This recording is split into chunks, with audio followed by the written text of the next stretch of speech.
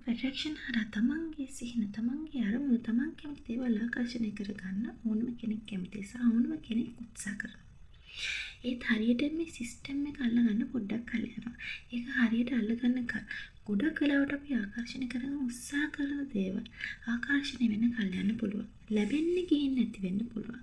එහෙම නැත්නම් ඍණාත්මක විදිහට අපි අපේ ভাইබ්‍රේෂන් එක තියාගෙන අපි මේ law of attraction try කරද්දී follow කරද්දී මේ වැඩේ සංකීර්ණ වෙන්න පුළුවන්. මම විශ්වාකාශන නීතිය භාවිතා කරපු මුල් කාලේදී මම කරපු වැරදි තුනක් තිබුණා. ඉතින් මේ වැරදි තුන නිසා මේ වැරදි තුන හින්දා මට ඉක්මන් ප්‍රතිඵල සාර්ථක ප්‍රතිඵල ලබා ගන්න මුල් කාලේදී ගොඩක් අමාරු වුණා. නමුත් මෙන්න මේ වැරදි ටික හදාගත්තට පස්සේ සිස්ටම් එක හරියට අල්ලගත්තට පස්සේ මේ විශ්වාකාශන නීතිය ඔස්සේ ගොඩක් ලේසියෙන් ගොඩක් සාර්ථක ප්‍රතිඵල ලබා ගන්න මට පුළුවන් වුණා. මගේ අත්දැකීම් මේක විශ්වාකාශන නීතිය තුළ තියෙන අනිවාර්යෙන්ම මගහරවා ගත යුතු කරුණු තුනක් තමයි අද දවසේ වීඩියෝ එකේ මම ඔයාලා එක්ක බෙදාගන්නේ. එතන මේ law of attraction follow කරනකොට ගොඩක් පීඩන ඍණාත්මක සිතුවිලි වලින් තමයි මේක follow කරේ. ඍණාත්මක සිතුවිලි තියෙනවා, මගේ මනස හරියට control කරගන්න බැරි වෙනවා. විවිධ methods try කරා. ඒ වුණාට මගේ හිතේ ගොඩක් වෙලාවට සැකයක් තිබුණා. ඒ නිසා සමහර තැන් තිබුණා law of attraction ගැන මට තිබ්බ විශ්වාසය බිඳ වැටුණා. ඉතින් ඒ අත්දැකීමෙන් උනේ තව තවත් ජීවිතේ සංකීර්ණ වෙන්න ගත්ත එක සහ පීඩණයෙන් පෙළෙන්න ගත්ත එක. කොහොම හරි මේ වැරදි ටික හදාගත්තට පස්සේ සිස්ටම් එක අල්ලගත්තට පස්සේ ඔන්න ඔය වැඩේ ගොඩක් ලේසි වෙන්න පටන් ගත්තා. law of attraction ගොඩක් පහසුවෙන් ලේසියෙන් වැඩ කරන්න පටන් ගත්තා. ඉතින් මේ හැම දෙයක් ගැනම අත්දැකීම් තියෙන හින්දා තමයි කියන්නේ law of attraction කියන්නේ 100% සත්‍යයක්. ඔයාලගේ ජීවිතය ලේසි කරන්න, ඔයාලගේ ජීවිතය පහසු කරන්න ඔයාලට උදව් වෙන වටිනාම දෙයක් තමයි මේ law of attraction කියලා කියන්නේ. විශ්වාකාශන හරියට වැඩ කරන්නේ නැහැ කියලා කියන්නේ එක්ක දේවල් ලැබෙන්න පරක්කු වෙනවා, එහෙම නැත්නම් දේවල් ලැබෙන්න ගිහින් නැති වෙලා යනවා කියලා කියන්නේ ඔයාලා අතින් මොකක්ම හරි වැරද්දක් සිද්ධ වෙනවා කියන එක.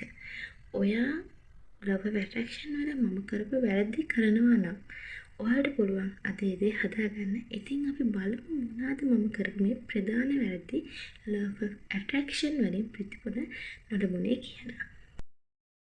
පළවෙනි වැරද්ද තමයි දැන් සතුටින් ඉන්න අමතක කරලා මේ දැන් මගේ වටේ තියෙන දේවල් අමතක කරලා අර ආකර්ෂණය කරගන්න උත්සාහ කරන දේ ලැබෙන කල්ම ඉන්නවා. සතුට වෙන්න මට මේ දේ ලැබුණොත් විතරයි මම සතුට වෙන්නේ. මට මේ දේ ලැබෙන කලින් මම සතුට වෙන්නේ. ඒ දේ තමයි මාව සම්පූර්ණ කරන්නේ. ඒ දේ තමයි මාව සතුට කරන්නේ. මේ දේ ලැබෙන්න ඕන මගේ ජීවිතේ සතුට කියන දේ එන්න. මේ දේ ලැබුණම තමයි මම සතුටින් ඉන්නේ. මේ දේ ලැබුණම තමයි මට නිදහසේ ඉන්න පුළුවන්. ඒ දේ ලැබුණොත් තමයි මම සාර්ථක. එතකල් මම සාර්ථක නැහැ. සාර්ථක නැහැ, සතුටු නැහැ. ඔන්න ඔය වගේ මයින්ඩ් සෙට් එකක් තියාගෙන මේ දැන් මේ මොහොතේ අසතුටින් ඉඳලා අර දේ ලැබෙන කල ඉන්නවා තමාව සතුටටපත් කරන්න. ඒ දේ සාර්ථක වෙනකල් ඉන්නවා තමාව සතුටටපත් කරන්න. අන්න ඒ සාර්ථක වෙනකල් ඉන්න අය අන්නේ හැඟීම ගන්න තමයි තෘප්තිමත් වෙන ඒ හැඟීම ගන්න අර දේ ආකර්ෂණය වෙලා එනකන් ඉන්නවා. මමත් එහෙම තමයි. ඒ දේ ලැබෙනකල් මම හිටියේ බලාපොරොත්තු වෙන ප්‍රශ්න ගොඩක. මම ඉන්නේ දුකින්, මං ඉන්නේ පීඩනෙන්. ඒ දේ ලැබුණම තමයි හැමදේම විශ්දෙන්නේ. ඔන්න ඔය වගේ දැන් ඉන්න වර්තමාන මොහොත හැල්ලුවට ලක් කරලා ඒක ගණන් ගන්නේ නැතුව, හිතින් ආශිර්වාදයක් දකින්නේ නැතුව, තමන් පිටතින් අලුත් දෙයක් එනකල් ඉන්නවා තමන්ව සතුටු කරන්න. තමයි තෘප්තිමත් වෙන්න. නැත්තම් නිදහසේ සතුටින් කාලය ගත කරන්න. තෘප්තිමත් වෙන්න අර දේ ලැබෙනකල් ඉන්නවා. මේක මූලික වැරද්දක්. මෙන්න මේ වගේ ස්ට්‍රෙස් එකක ඉන්නවා නම්, මෙන්න මේ වගේ එනර්ජි එකක ඉන්නවා නම්, මෙන්න මේ වගේ ভাইබ්‍රේෂන් එකක් තියාගෙන අපි මොන මෙතඩ් එක කරත්, අපි කොයි විදිහට දේවල් ආකර්ෂණය කරගන්න උත්සාහ කරත්, භාවිතා කරත් මේ දේ අපිට ලේසියෙන් ලැබෙන්නේ නැහැ. අපි හිතන දේ අපේ ජීවිතේට ලේසියෙන් එන්නේ නැහැ. මේක හරියට නිකන් මිරිකුවක් පස්සේ යනවා වගේ, මිරිකුවක් අල්ලන්න යනවා වගේ වැඩක්. ලං වෙන්න අපි උත්සාහ කරන දේ තව තවත් ඇතට යන එක තමයි වෙන්නේ. මොකද මේකට හේතුව ඔයාගේ ভাইබ්‍රේෂන් එක, ඔයාගේ මේ වර්තමාන මොහොතේ තියෙන මයින්ඩ් සෙට් එක. ඉතින් හොඳට හිතට ගන්න මේ අලුත් දේවල්, අපි ආස කරන දේවල්, අපි කැමති දේවල් අපි ජීවිතේට ලැබෙන කල්ම ඉන්න ඕන නෑ සතුට වෙන්න. අපිට මේ දැන් මේ මොහොතේ සතුට වෙන්න පුළුවන්. අපිට දැන් ඉඳන් සතුටෙන් ඉන්න පුළුවන්. මොකද සතුට කියන දේ ඔයාලා හිතුවට මේ බාහිර දේවල් වලින් තමයි ලැබෙන්නේ කියන නැහැ.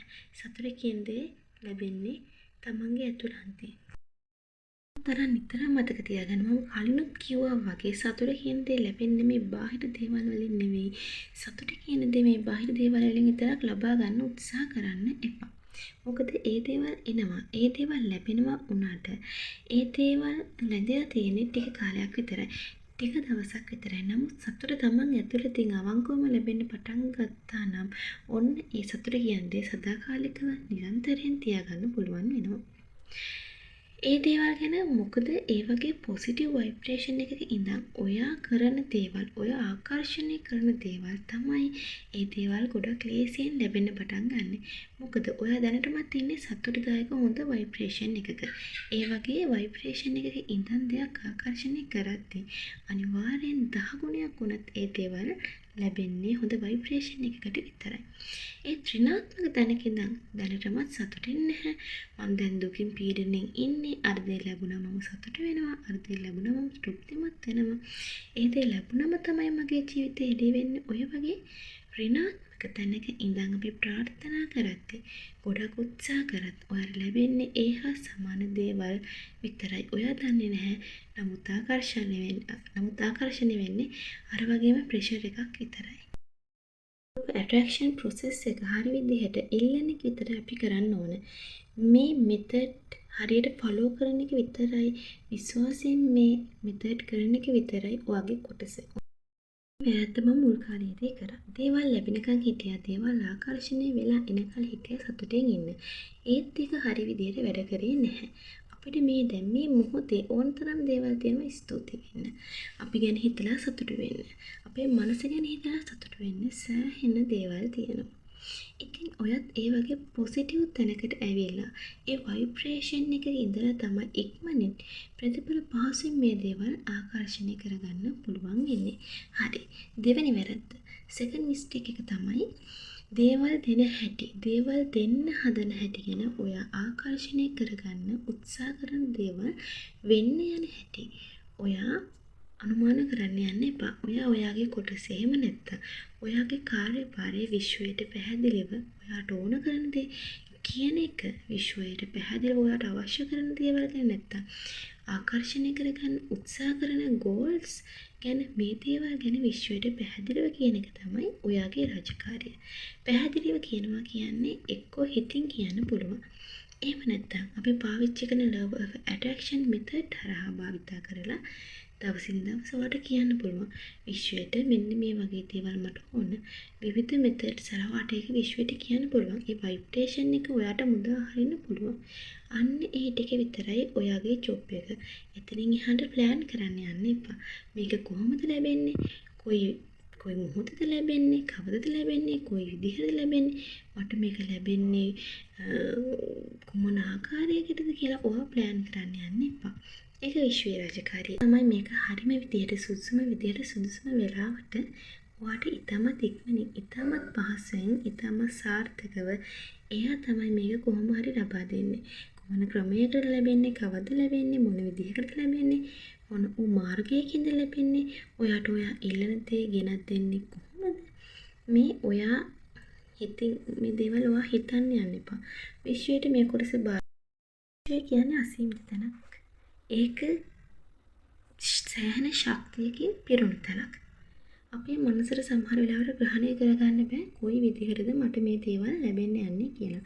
නමුත් ඔයා හරි වයිබ්‍රේෂන් එකක ඉඳන් විශ්වාසයෙන් මේ දේවල් කරොත් අනිවාර්යයෙන්ම ඔයාට අවශ්‍ය කරන ඒ දේ හරිම සුසුම වෙලාවට ලබා දෙන්න විශ්වයට පුළුවන්. ඒකට පීඩා වෙන්න දෙයක් නෑ.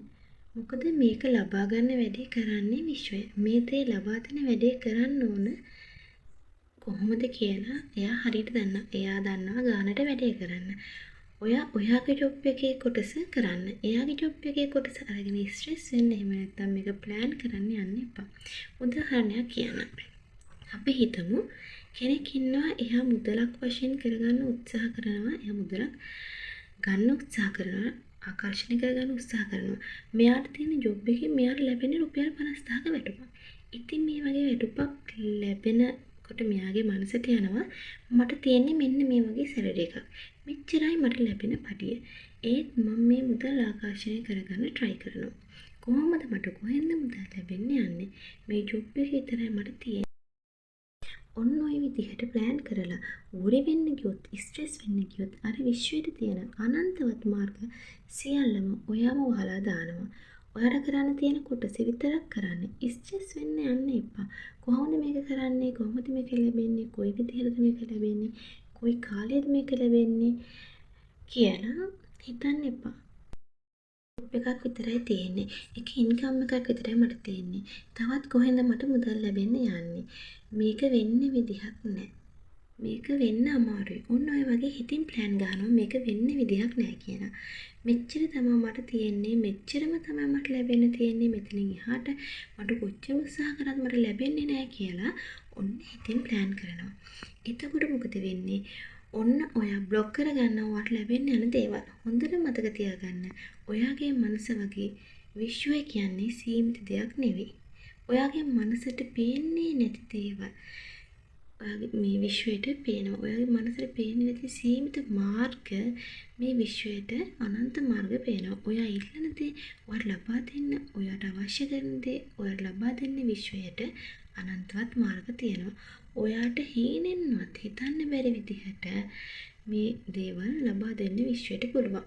මට කිසිම මාර්ගයක් පේන්නේ නැහැ. ඔයා ওই විදිහට ඒක ප්ලෑන් කරලා ඔයා සැලකිලිමත් වෙන්න ඕනේ ප්‍රධානම කරුණ තමයි ඔයාගේ ভাইබ්‍රේෂන් එක ගොඩක් වෙලාවක් එකම ভাইබ්‍රේෂන් එක තියාගන්න පුළුවන් මෙතන තෝරගන්න එක විතරක් කරන්න. බය හැම එකක්ම කරන්න යන්න ඕනේ කියලා එකක් නැහැ. සතුටින් ආසාවෙන් තමයි ඔයා මේ දේවල් කරන්න ඕනේ. හොඳට මතක තියාගන්න මේ මෙතඩ් වලින් කරන්න තියෙන්නේ අපි කැමති දේවල් අපට ඕන විදිහට නිර්මාණය කරගන්න එක. අපි කැමති දේවල් අපට ලබා දෙන එක. මේ විදිහට මුදල් ආකර්ෂණය කරගන්න එක වෙන්න පුළුවන්. ආදරයක් ආකර්ෂණය කරගන්න එක වෙන්න පුළුවන්. එහෙම නැත්නම් හොඳ සහකරුවෙක්, හොඳ සහකාරියක් ආකර්ෂණය කරගන්න එක වෙන්න පුළුවන්. Tamanට අවශ්‍ය කරන ඕනම දෙයක් වෙන්න පුළුවන්. එහෙම නැත්නම් ලස්සන ආකර්ෂණය කරගන්න එක වෙන්න පුළුවන්. සතුට සාර්ථකත්වය ආකර්ෂණය කරගන්න එක වෙන්න පුළුවන්. Tamanට අවශ්‍ය කරන ඕනම දෙයක් ආකර්ෂණය කරගන්න එක වෙන්න පුළුවන්. මෙන්න මේ මං කිව්ව විදිහට ඔයාගේ සීමිත මනසින් මේ දේවල් ලැබෙන එක ගැන හිතන්න එපා. ඒ වෙද්දී මේ දේවල් ලැබෙන්නේ කොහොමද? ලැබෙන්නේ කොයි විදිහටද? එහෙම නැත්නම් මේක මට ලැබෙන්න මාර්ගයක් පේන්නේ නැහැ. අනවශ්‍ය ප්‍රෙෂර් එකකට ඇදලා දාන්න එපා. ඔයාට තියෙන්නේ පැහැදිලිව විශ්වයට කියන්න. ලව ඇට්‍රැක්ෂන් මෙතඩ් කරන්න. එච්චරම තමයි ඔයාට කරන්න තියෙන්නේ. එතනින් එහාට කරදර වෙන්න යන්න එපා. රිලැක්ස් එකේ ඉන්න, විශ්වාසයෙන් ඉන්න.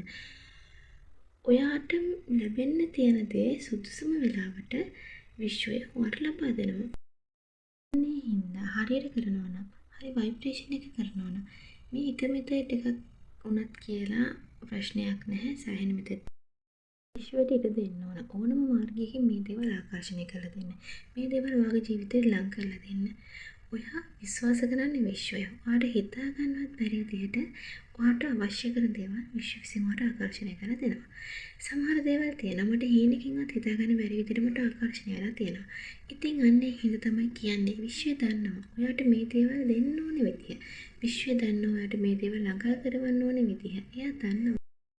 methods ගණනාවක් තියෙනවා. මේ අතරින් Tamanට ගැළපෙන සුසු මෙතඩ් එකක් තෝරගෙන ඔයාට ආස හිතෙන විදිහට ඔයාට එපා වෙන්නේ නැතුව කරන්න පුළුවන් මෙතඩ් තෝරගන්න. උදාහරණයක් වශයෙන් ඉරේසියෙන් කරන්න පුළුවන් නම් ඔයාට විෂුවලයිසේෂන් කරන එක තෝරගන්න. ඔයාට විෂුවලයිසේෂන් කරන එක තෝරගන්න පුළුවන්.